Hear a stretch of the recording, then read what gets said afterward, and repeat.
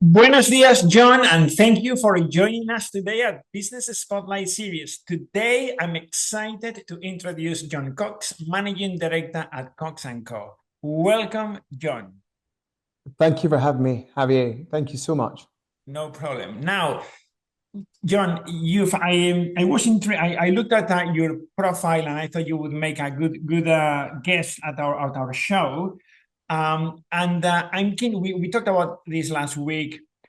Very keen to hear your story. How did you end up in the business you are in? Goodness. Okay, well, if you're sitting comfortably, let me give you a very brief oversight, if you will. I've been a mortgage broker for 19 years this year. I set up a mortgage brokerage here in Edinburgh, early 2000s. Very long story short, my father was a mortgage broker. I wanted to do what my father did. I just chose not, I didn't want to work for him, is probably the best way to put it. Set up as a self-employed property broker at the age of 23 years old, and off I went. I literally went to IKEA, bought a desk, put it into my flat, went away, got the qualifications that was needed, worked really hard at getting those exams done quite as quickly as I could, and off I went on a journey of self-employment at a very young age. I did lean on my father at the time. I handed business in via his brokerage that was in Aberdeen at the time, and did a little bit of training through his company, but very, very quickly sought out to build my own book down here in the Scottish capital here in Edinburgh. Went very, very well. You know, that first few years were quite successful for me. And 4 years into the business of running my own mortgage brokerage, I was given the opportunity to diversify into property management and lettings. I had a couple of clients that I was doing buy to let mortgages for, and they both asked me the same question in very quick succession. They said, John, you've done a very good job at arranging the mortgages for our new investment properties, but who can you advise to manage these properties now that they've completed? And I very quickly threw my hand in the air. My entrepreneurial hat went on and said, me, allow me to manage these properties for you. I phoned my father and said, look, I've got a great idea. How about we set up a letting agency together? And that's where the second business was formed, or third business, if you will, was formed. A letting agency that was a partnership between me and my father and my older brother. Um, and within 2 years, that business became vatable. It became a very successful little letting agency up the east coast of Scotland. We had properties in Aberdeen, Dundee, and Edinburgh. Um, I then couldn't help myself again. That entrepreneurial spark was igniting, and I felt that the opportunity to amalgamate my dad's brokerage, my brokerage, and the letting agency that we've just built to bring the three of them together, put the family name above the door, and to set up as a limited company. And that is essentially where Cox Co was born 9 years ago, officially, was when Cox Co became into its form. And it's taken a long time since then. During that 9 years, we've had a lot of, again, amalgamations, changes, iterations, if you will, to where we are now, where essentially sitting here 2024, I now am the sole owner and managing director of Cox Co.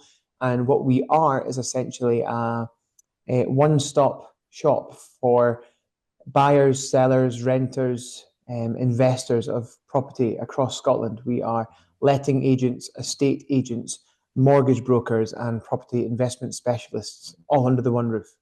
Brilliant. What a beautiful story. And I Thank love the fact that you said I couldn't work with my dad. Same here, by the way. I couldn't work. you. I wanted my dad to be my dad. Yeah, Yeah, it's a wonderful, very, very nice. What is the one of the main challenges you had to go through or overcome in your journey to build a business to where you have built it today? sure. Um, the biggest challenge was having business partners that were our vision wasn't aligned, and that comes down to your own stage in your own business life cycle. Um, Myself, my father are still very close, but as business partners, we were fraught with constant conflict between the two of us because we weren't aligned. Different ages, different stages in our business life cycles.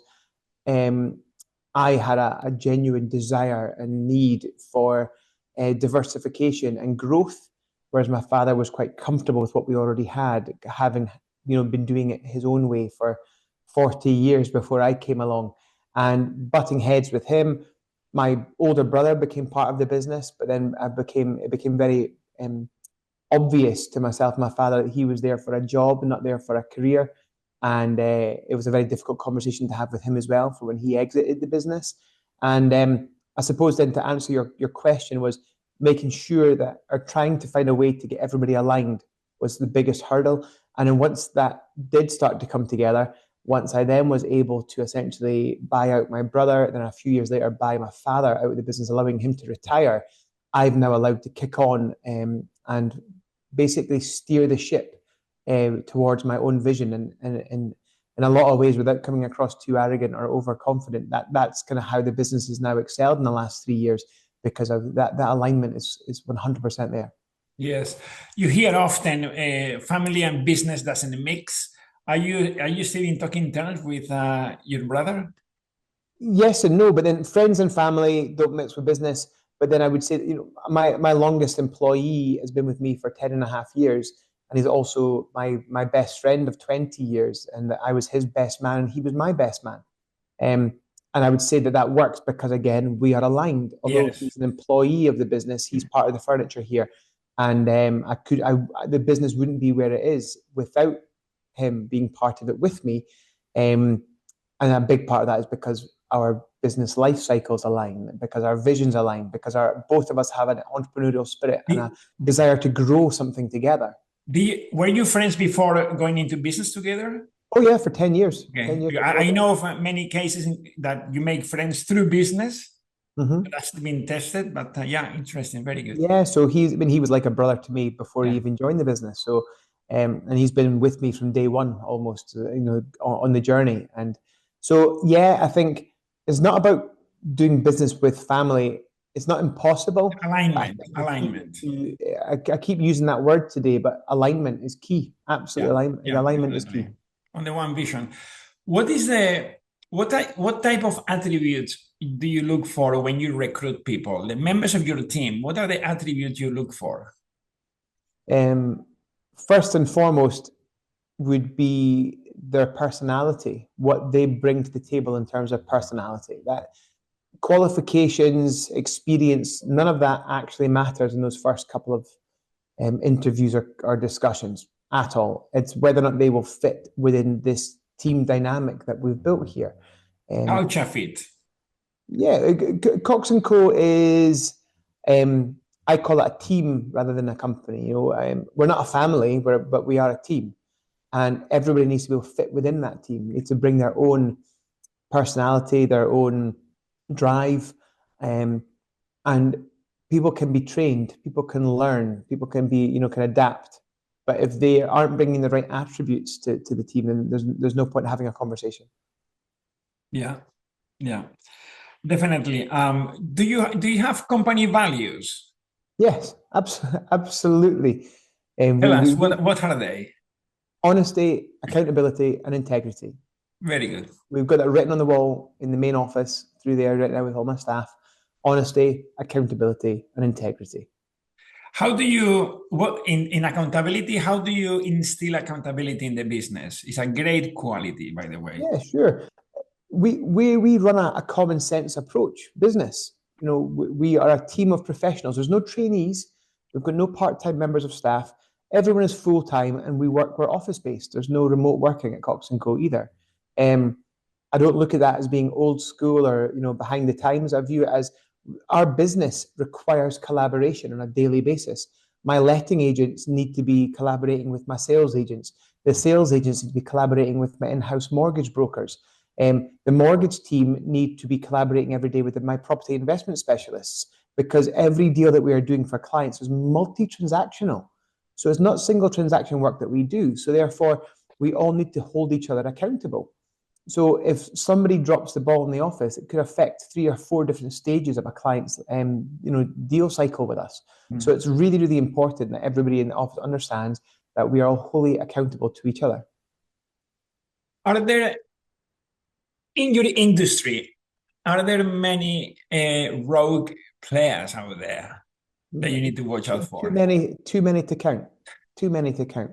I'm in property myself, so I've seen a few, Yeah, yes. it's very difficult. We've been sourcing property, selling off-market property for a decade, but the amount of people that are all over LinkedIn these days calling themselves professional property investment specialists or property sourcers, it makes me sick to the pit of my stomach, Javier, how much lack of experience, but because they're good behind the camera, they seem to think they're getting business. And the amount of bad advice that's being given to people that are trying to get into property is disgusting. And at least once a week, myself or my team have to almost unbrainwash somebody who's been conned into going on a weekend property course at a Marriott in Glasgow for 9 grand on their credit card, and they come away from Don't that say the thinking, name. We all know. oh, we all know, and it's genuinely disgusting. And I'm very open. If any of your viewers of this podcast want to follow me on LinkedIn, they can see my videos and me openly talking about just how much it's affected letting agents, estate agents, property investment specialists, brokers. It's affected us all negatively because we're all tarred with the same brush, Yes. unfortunately. Do you, which part of your business is spearhead? I mean, is it all equally balanced, or there is one which you've grown bigger than the others? Sure. So I class my business, the business has got 4 pillars. We've got property sales, we've got property lettings, we've got mortgages, and we've got property investment. But the business really, in a lot of ways, is actually a two-pronged approach. We've got assets and operations. And assets, what I mean is sales, mortgages, and investments are bringing in money and bringing in more property, and that all then feeds into operations. It fills into the letting side of my business. So we have a large residual income coming in on a monthly basis from our property management book, and the other areas of the business help grow that residual income. So it's lovely to be in a position after all these years of hard graft to now have a residual income that almost covers the full cost of the business on a monthly basis. We're almost self-sufficient. That's the key to retirement for me, is to get the business being self-sufficient from a monetary perspective. The mortgage brokerage obviously has a client bank there of over 40 years because we amalgamated my father's book into this as well. So we're still, because we provide a good service, we've got clients who've been coming to us at a whole length of time, and therefore lots of referrals, lots of family and so on off the back of it. So our mortgage book is very, very strong as well. Sales and investments is the cream on top. That's where we really stand out, in my opinion, in the marketplace. We're very, very good at what we do, and we make some good fees off that. It's great. But having the lettings book that provides a residual income, shall I say, and a very strong mortgage book of over 40 years behind it gives us that ballast, if you will, and allows us to grow. And when I do want to diversify or look at other opportunities, we're in a position that we can do that now, which where maybe 5-6 years ago we couldn't. Yeah, I mean, I like the what you put, how you call yourself, the stockbrokers for bricks and mortar. Yeah, stockbrokers for brick and mortar. we're exactly that. I class myself as a wealth manager for residential property. That's exactly what I am now. I'm managing director of Cox Co. But when I get involved with clients, I sit down, and when I'm fact finding and discussing opportunities with clients, I'm essentially doing wealth management, but for residential property. I mean, mortgages, you can do everything on the phone, but lettings and sales, obviously, you need to travel, you need to see the property, manage it, and so on. Is it Edinburgh based or further afield? Yeah, we cover the whole of the central belt of Scotland. So from as far east as North Berwick, right through to Paisley. That's as far west as we go. And we manage properties from Galashiels and the Scottish borders right up to Dundee. Wow. Very good spread. Yeah. Yeah. It's quite a big area to cover, but we manage it well. Yeah, very good. What are the aspirations, your aspirations for the business, for the say 5 years from now? When do you want to be 5 years from now with the World business? domination, Javier. World domination. No, not in the slightest. What You does know, that mean? not in the slightest. It's quite simple. I'm not building Cox and Co to sell Cox and Co. I've got absolutely no desire whatsoever to sell out to the big property groups, if you will. I want Cox and Co to remain independent. I do want Cox and Co to provide me with a retirement plan. I still to this day class myself as a business operator, and I would like to get to a point where I can become a business owner.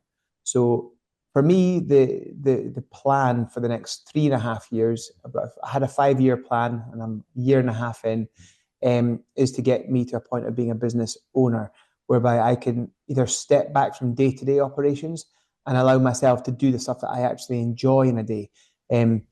I think it's really fair to say, and maybe I'm being really overly honest, but it's not fun when who motivates the motivator, Javier? Being an MD of a small to medium enterprise, it isn't always fun. We've got a turnover of 1.5 million, but I still occasionally have to go out and buy the toilet roll. Running a business like this, it's taxing. I've got a 2-year-old and a 6-year-old at home, and I'd love to be spending a bit more time with them. It's growing a business is very demanding, and I've been doing it since I was 23 years old. It's hard graft. I want to get to a point whereby I can actually maybe get back on the tools, but on my terms. I would love to own this business and be a CEO or chairman of this business, watch it grow, be a part of that journey, but dip in and see clients as and when it fits with my cycle rather than because I have to. Yeah, brilliant. That reminds me of the book Rich Dad Poor Dad. Absolutely. Yeah. That changed my life, by the way. Yeah. And Yeah. for a lot of people it has. Yeah. Yes, I've yes, read it cover to cover a few times. Yeah. yes, yeah, definitely.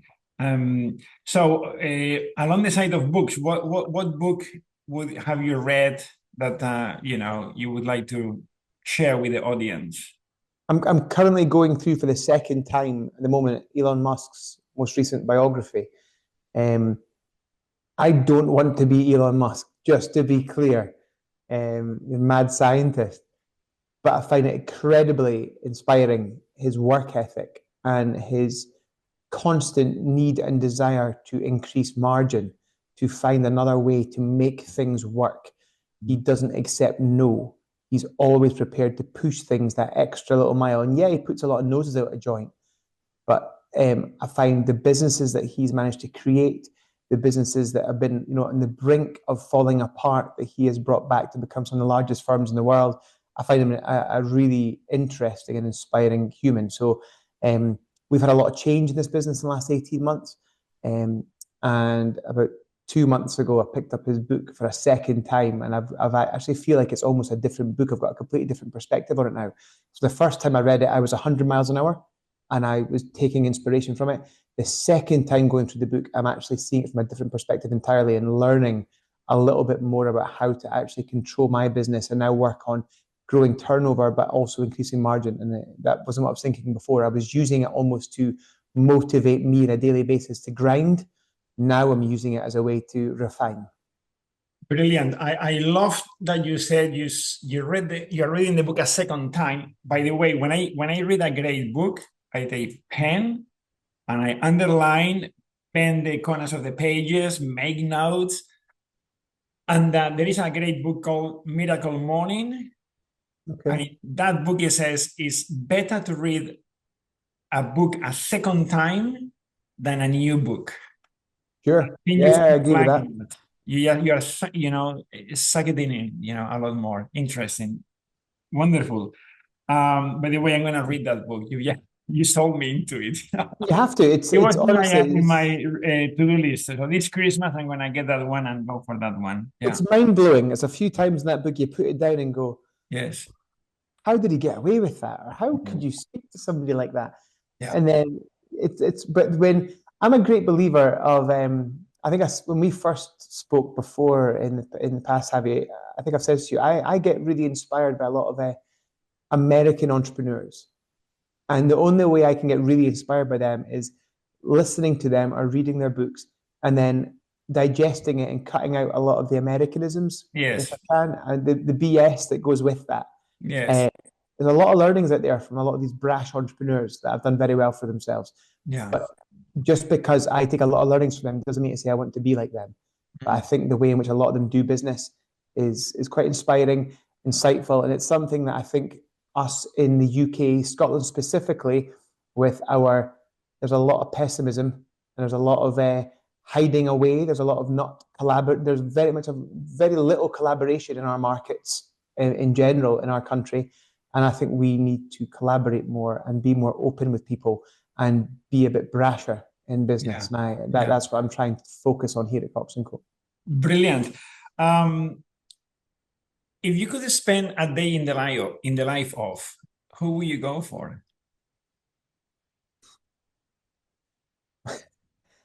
Goodness, I wish you prepped me before this for that one. I A think day in my life. okay. So it could be a living person or somebody from the past, Yeah.